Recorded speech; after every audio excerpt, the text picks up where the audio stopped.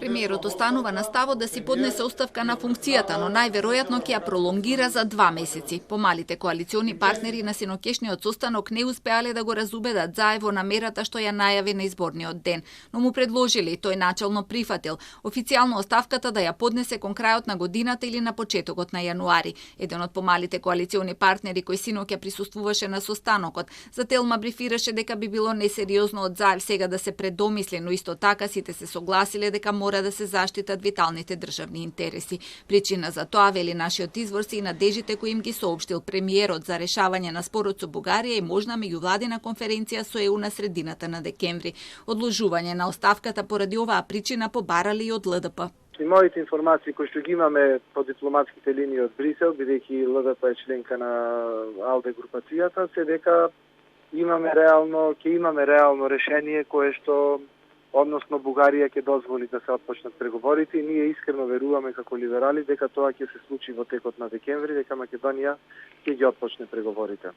И сметаме дека до тогаш владата не би требало да претрпува никакви измени, ниту на премиер, ниту на ништо, бидејќи имаме некои повисоки цели. И ние и тоа и го предложивме вчера на состанокот, се додека не се реши во средина на декември оваа ситуација, да не се брза со било какви кадровски измени во владата. Иако синоќа Дуи и Беса биле категорично против оставката на Заев на состанокот, бил оставен простор за негов можен наследник, а за мислењето на коалиционите партнери околу ова прашање ќе се разговара најверојатно во петок. Аналитичарите не очекуваат дека Заев ќе ја смени одлуката за повлекување од партиската функција, додека за премиерската не се толку сигурни. Вчерашното повлекување од премиер, мислам дека ги најде затечени многу луѓе.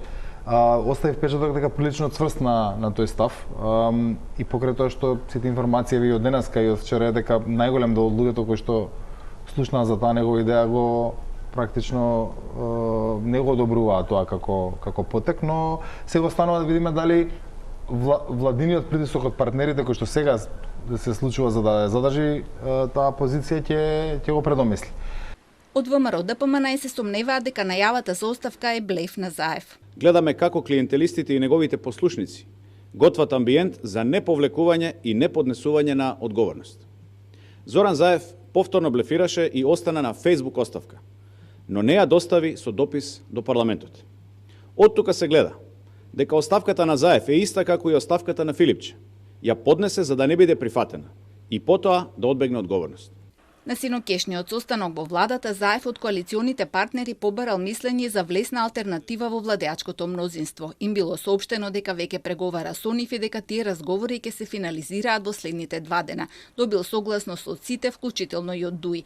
Од алтернатива демантираат, тврдат дека немало никакви состаноци со други партии. Деновиве тие самите ќе имаат состанок на кој ќе анализираат ситуацијата околу најавената оставка на премиерот, како и за можните понатамошни потези.